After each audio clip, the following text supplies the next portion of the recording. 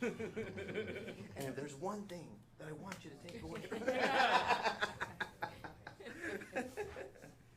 I will never repeat. Well, I'll be able to make an impact, you know. And then I'll know that time code. And then it falls on mine and then yours. It's a whole trip down domino fit. This is mom hand. I was talking to you about it. Oh, you too? Yeah, but it's trigger. I have trigger finger. What does that mean? Like, you know how I mean, I know you'd be angry, but. well, apparently you get on your thumb and it just pops in and out of place. Oh, you know, that's cool. Yeah, It's helpful. It's helpful. apparently being a mom, you just fall apart all over. I mean, how's Mija doing? She's 6 months. She has attitude. Ah, shocker. I don't know where she gets it from. I tried taking a Cheeto puff from her and she got mad. And I rented a big steak from her because the first time that she scratched on my plate, and she was really mad. So I gave it back to her and that hurt. I mean, Yeah. the Cheeto Puff is just the Mexican in her. Yeah, that's true. Pretty sure it'll be hot Cheetos and then it'll be game over. Apparently she just will eat anything. But that's good. You know. You know, vegetables. What's the deal with hot Cheetos? Why is that so popular? I So my daughter eats. It's just, I don't know how it became popular.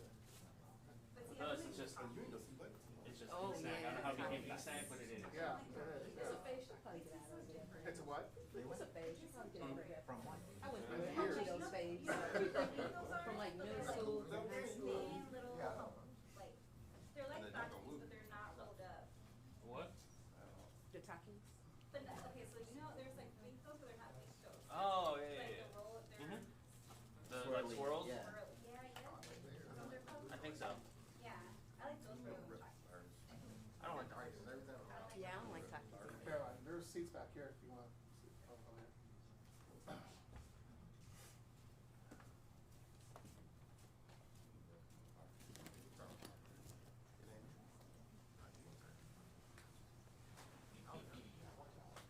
Did I? Stand up. Probably got no bad.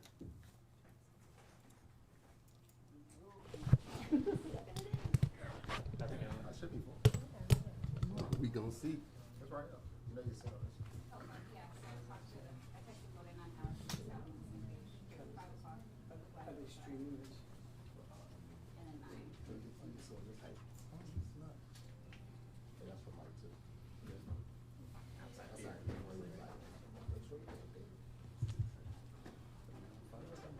I'm a shitty Cowboys. Unless they send it to me.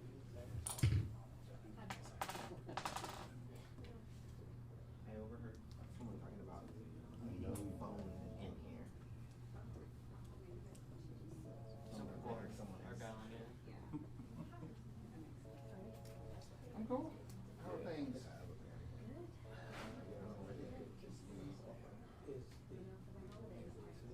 Did you have the holidays off? I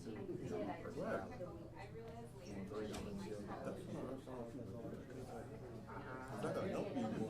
I've been Was 28 started, years. but I got To work New Year's and Christmas Day. Well, yeah, because then afterwards, I was talking to Mike and he The reason was, because I had Thanksgiving beef, off. but I could work him early. And then I said the same thing. Do you have Thanksgiving off? In some situations. I did have Thanksgiving Day out. Oh, that's why.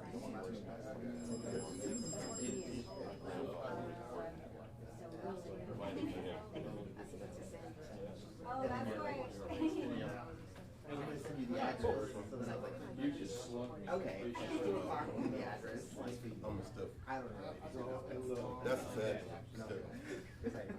Well, yeah, I didn't realize it until You later, like but Christmas? after talking to Mike. Are you not certain that, let me see, Still have a water is still there, right? Yeah, even I'm not. not sure. Yeah. I'm so mad. No, I haven't. One like, yeah, just bring it. They don't have a closing picture yet? But bring it. I hope we're. Did you like, Well, if they sign Belgium, but they haven't. The first one was trash. That's why I got first. Yeah, I mean, And- it was a spin-off, and they're trying to figure it out. But and the person who was writing it had never been to it. So they so they were trying to It's quite lovely actually. You should try it sometime. really look at it. One that made it. Or from 5 months. they one that what was their name? I mean My daughter was born, I had permanent. The hell you trying to do? That is a plus. You're right. Yeah, he was, yeah. 14.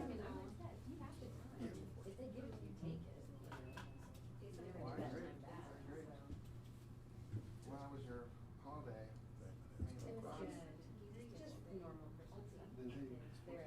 I know what Gary. I mean, there's only one Gary.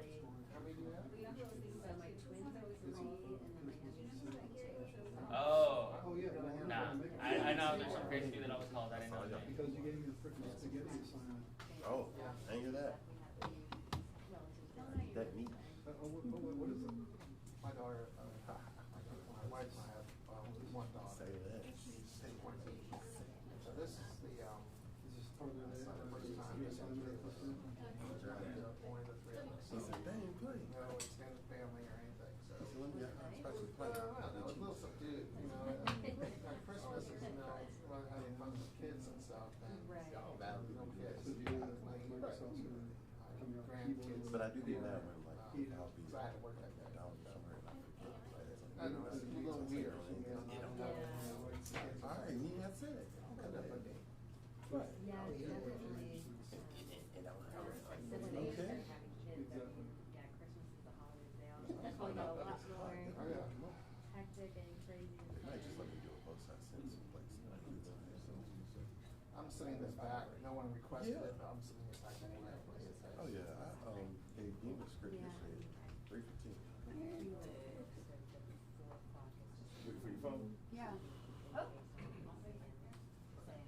me, I'm sorry.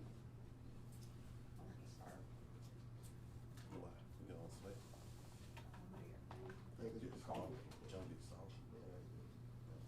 This is one of those, I don't know, that's a different thing before it's the place, but.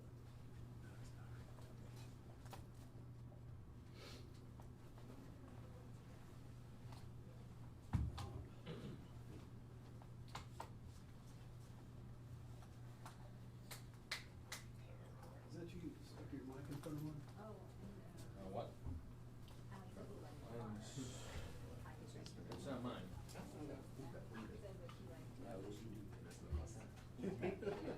Everybody hear me? Okay, great. We haven't started yet, but I just wanted to make sure and get everything going, so we'll be with you shortly. Thank you. Hi there.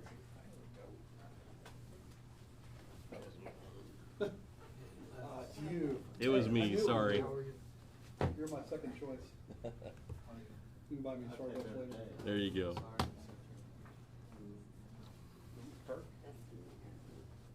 Sorry.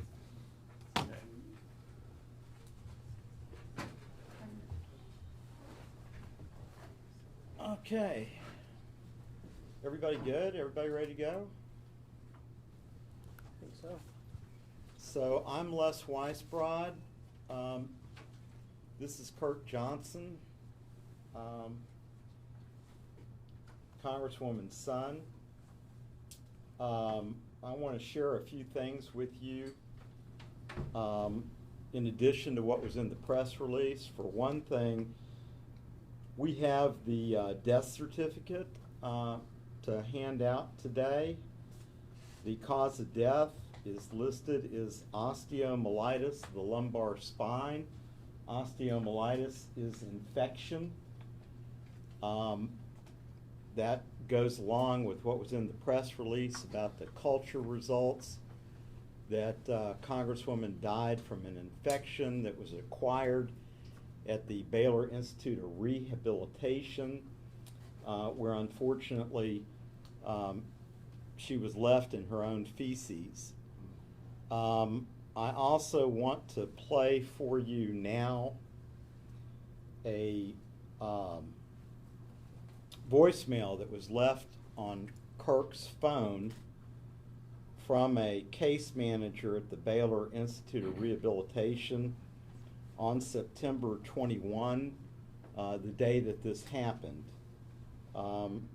This will just be a minute or two, but I think it'll be self-explanatory. Hi, Kirk. It's Cynthia, the case manager here at Baylor Rehab.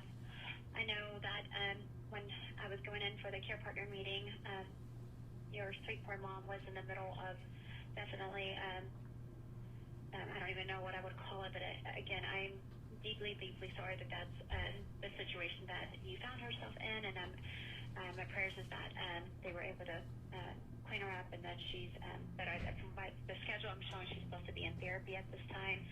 So I just really wanted to touch base with you because I was hoping that we could really talk just in regards to planning. We're going to have Mom's team conference again next Tuesday because we have it every week. And I just didn't know if maybe you wanted to try to let some time go because, we're still in the beginning and her continuing to do therapy, so we can maybe touch base again maybe next Tuesday. I could go to her room and I can maybe see her towards the end, and maybe we can meet around 1:30 on Tuesday. Let me know if that works for you or not. Again, my deepest apologies for the situation that Mom was in and that we couldn't find staff. There are no words, to be honest with you. All I know is that her tech that was assigned was with another patient, because when I found her and she came to help the other tech, she was like, I'm sorry, I was with another patient. And anyhow, again, I know that I would feel the same way as you because that's our mom, right? So hope to talk to you soon as we can continue to make sure that we are looking at the best care for Mom and what are going to be her needs as we get ready to go home. And again, we'll talk about it again next week on the 28th, okay? Or excuse me, I'm sorry, Tuesday the 26th. Thank you so much. You have a good one. Bye-bye.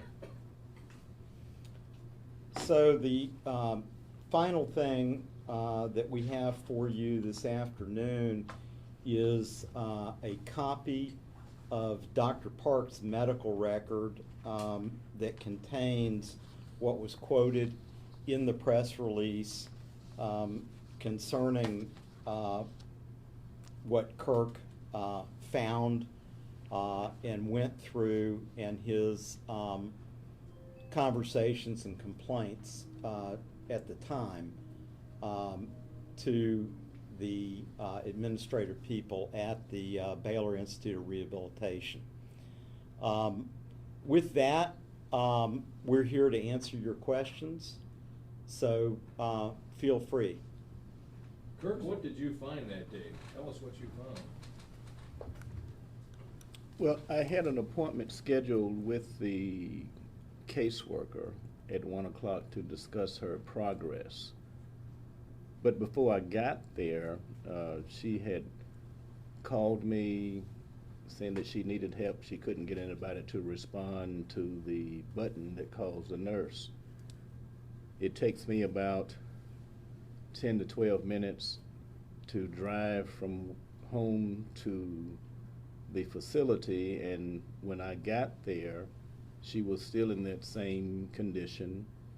We waited. I pressed the button. No one responded. So at that point, I left and went out to the nursing station, and there was no one there. A few minutes later, I finally was approached by a young lady. I can't give you her name, but she had on a Baylor smock. And she went and found some of the nurses and came back and told me that they were in training and that they would be out shortly. It was at that point I said, I need to speak with someone else. And I was directed to the administrative office on the first floor of the facility. And I told him and asked him, would he accompany me to see what her condition was? And he did. What did you find her condition to be when you got there? Deplorable. She was being unattended to. She was screaming out in pain and for help. You took her to Baylor Scott and White expecting what? Excellent care? That's what they told me would happen there. Well, and she was operated on at Medical City Heart and Spine by Dr. Park originally.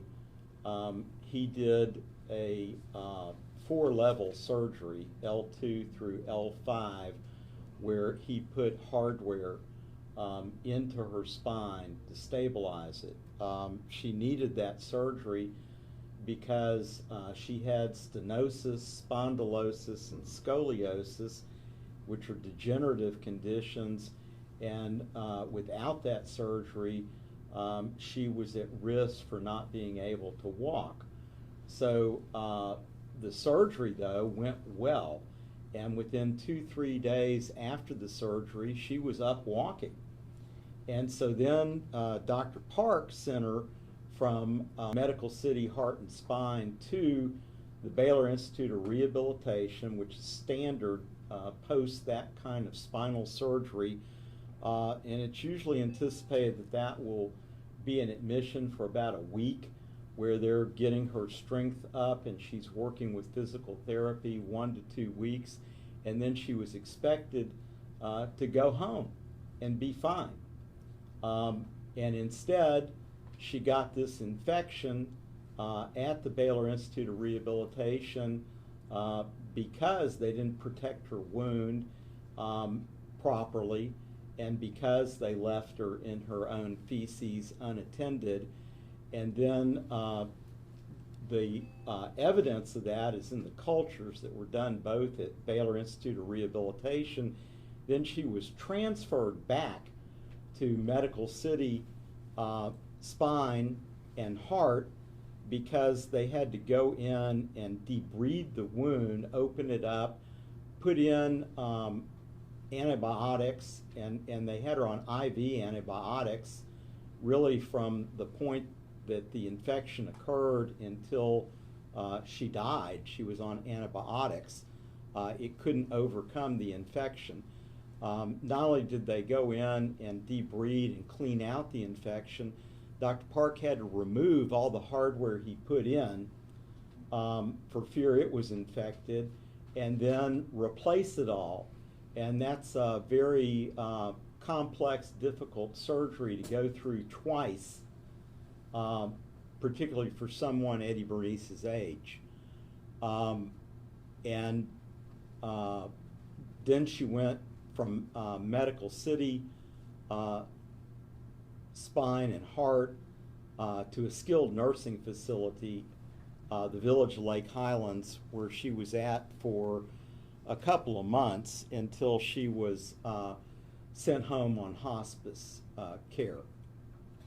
And so we have to, I'm sorry, the timeline, right? When was the surgery and the initial surgery? And when did she start having problems? And can you put some dates to it? This happened at Baylor Rehab the day that this happened, and I played that recording from was September 21, 2023. The surgery was September 11th. And then the second surgery, do you remember? It would have been the following Monday, wasn't it? It was the Monday after the 21st. Yeah. And I believe she went into hospice this past Friday? No, she went into hospice December 20th. I believe, yes. December That Monday. The Monday before Christmas. The Monday before Christmas. So in light of her passing, it's safe to say that this was going to be an imminent lawsuit, whether she was still alive or not. Well, given the care. Well, Eddie Bernice and I go way back. I've known her since I was 15 years old. That's 55 years. My father was her accountant, and I've been her personal attorney basically since I got out of law school. And she was very familiar with my case is very interested in it. She was a nurse, as you know, and she knew what happened to her. We discussed it, and she asked me to pursue a case for her weeks ago. And of course, I thought it was going to be a case for the pain that she went through and the additional procedures she went through and the medical bills, and that she was going to recover. So it's very distressing for me that that she succumbed to this. What were those conversations that you had with her when she knew what was happening and that this was a result of that? Well, I mean, simply that she understood and that she wanted accountability. Kurt, your mother was the first registered nurse elected to Congress. The parallel of this being a medical related thing of somebody somewhere dropped the ball of not attending to her. How do you feel knowing that, as far as your mom having a background of helping people in a medical sense and this happened? Mm-hmm. Well, I think it's ironic that for a registered nurse who is a member of the Academy of Nursing to have been treated that way. How does it feel for you to see your mother in that condition when you found her in that condition, for you as a son walking in? You can't imagine.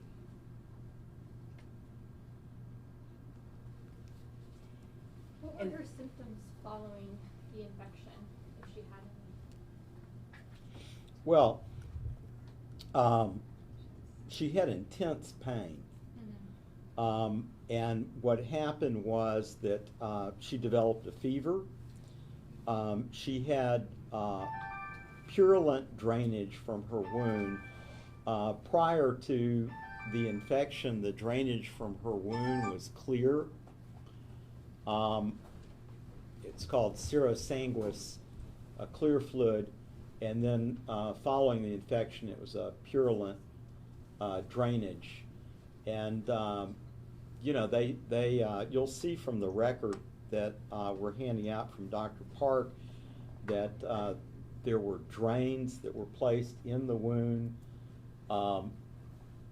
you know, to try to fight the infection and get it out. You know, it's just a nightmare that you wouldn't want anybody to have to go through. Is the family planning to have like a private autopsy or autopsy with Dallas County? No, I mean the death certificate is there. We know what happened. You know, I've been in constant communication with Dr. Park. Dr. Park is convinced that the cause of her death was this incident where she was left in her own feces and her wound wasn't protected. Is there any other evidence regarding that cause of death besides, I know the different culture tests that were taken at the two facilities, but any other evidence that's pointing to that as, you know, the cause of death? I don't know whether there evidence there would be. That's, I mean, those culture results, that's almost like DNA, you know? It's the crime scene.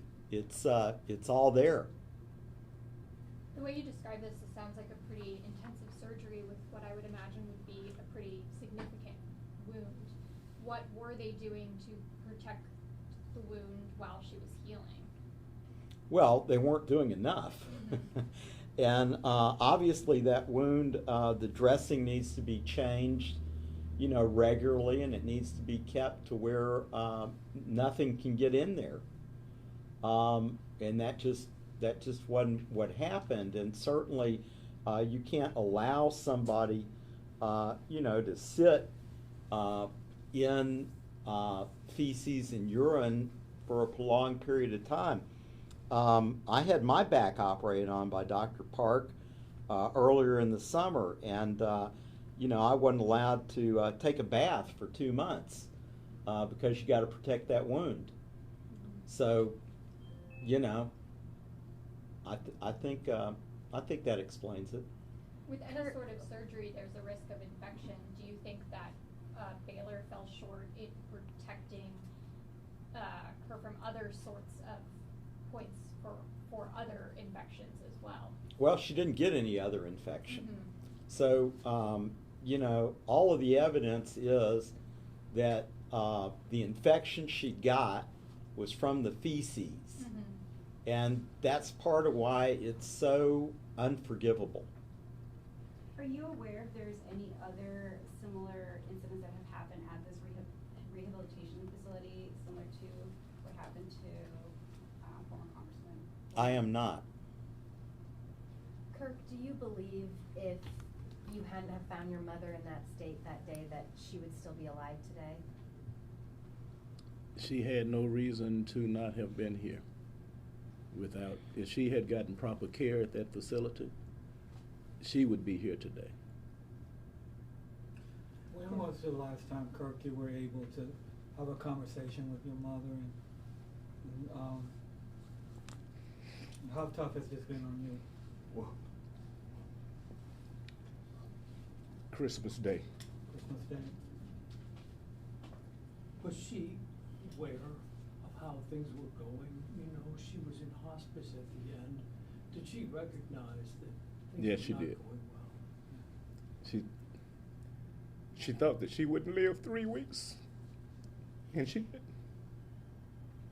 Did I understand you to say that the nurses had indicated to you that they were in training at that time? Is that what their issue was, why they weren't present in the room with That's her? what I was told on that day. I have no idea what they were really doing. They weren't there. They weren't on the floor. He couldn't find any of them on the floor, and he was subsequently told they were all in a training session.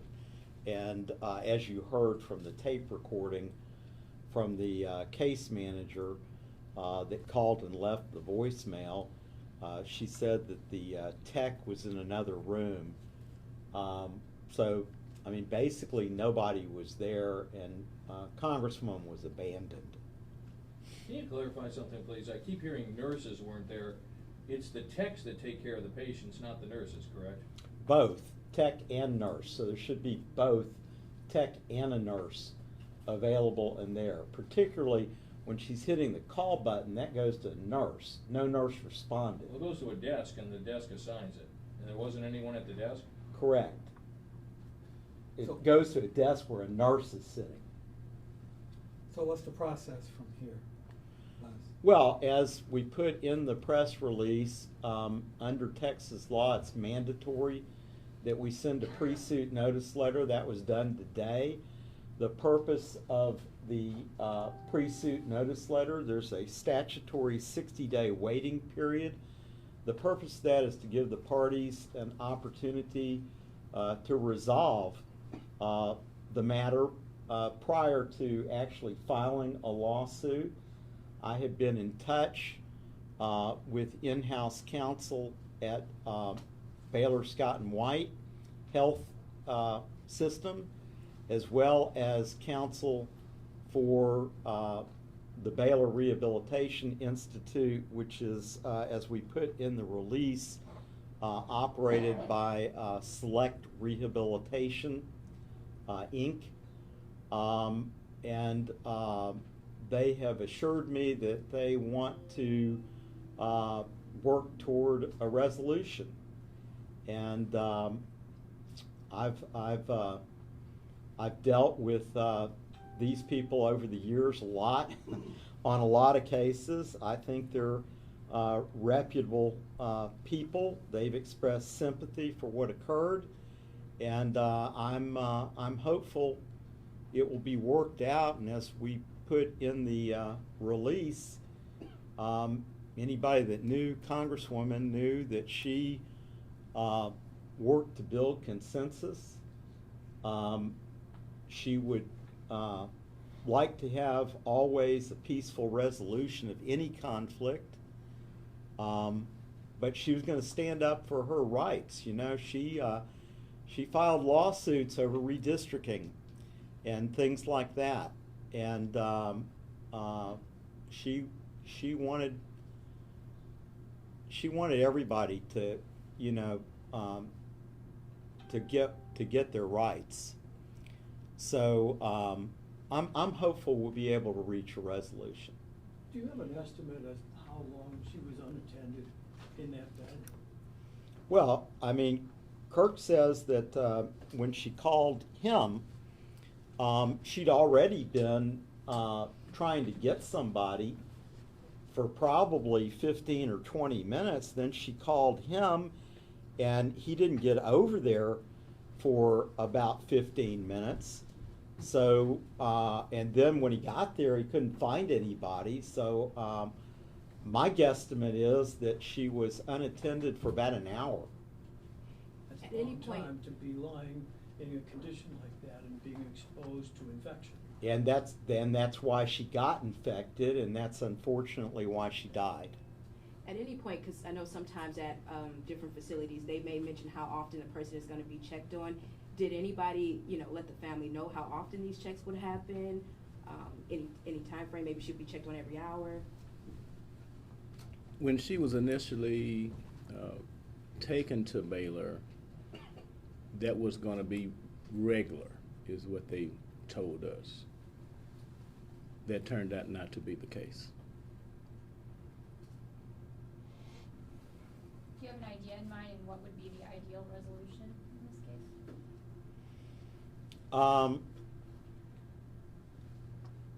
I don't know exactly.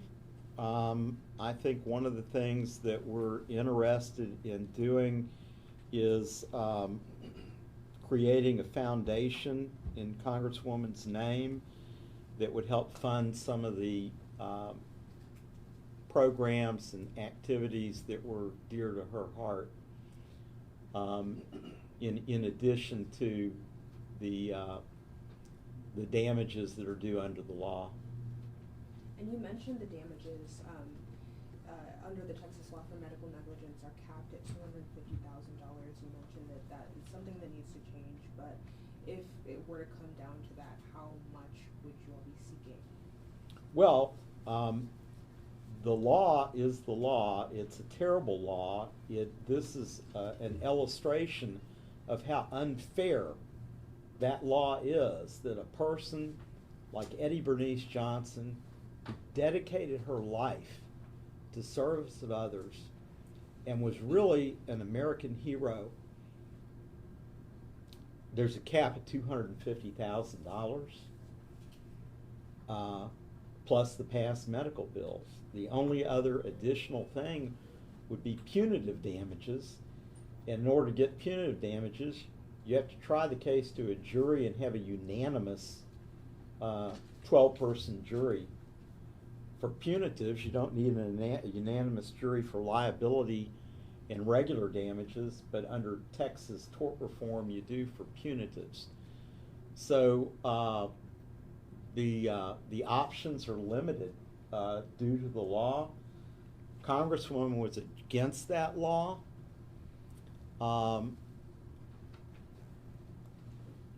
And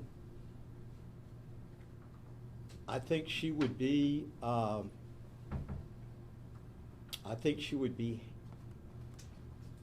happy if all of this that happened to her helped change that law. Is it your desire to pursue this to that extent? Do you think that's what's necessary under these circumstances? Well, you know, I'm asking you and that's legislative. You know, that's a legislative I'm not talking about fix. the legislature. I'm talking about going to a jury and getting punitive damages and trying to get a unanimous verdict. Well, like I said, I'm hopeful that that we'll reach a resolution even before we actually have to file the lawsuit. And why was it Perhaps so that might important- set up the fund that you suggest or something like that. Why was it so important that you got this letter out 4 days after her death, even before funeral services, and shared it in this way? Well, and Kirk may be able to speak to this too, but I think that we thought it was important that people knew what happened.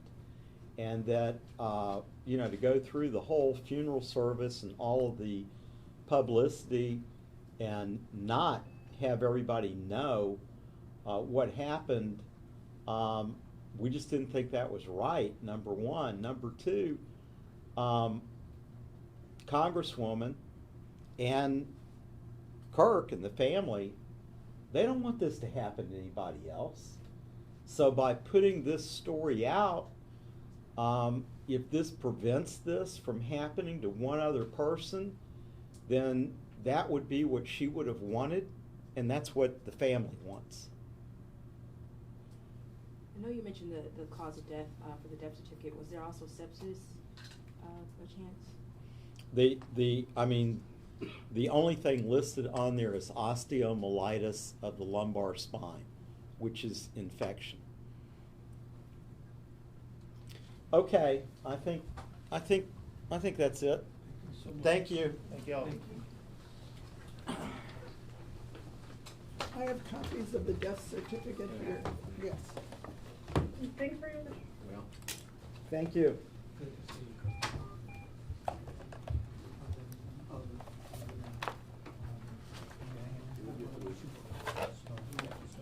I'm sorry. I have to see you. Yeah.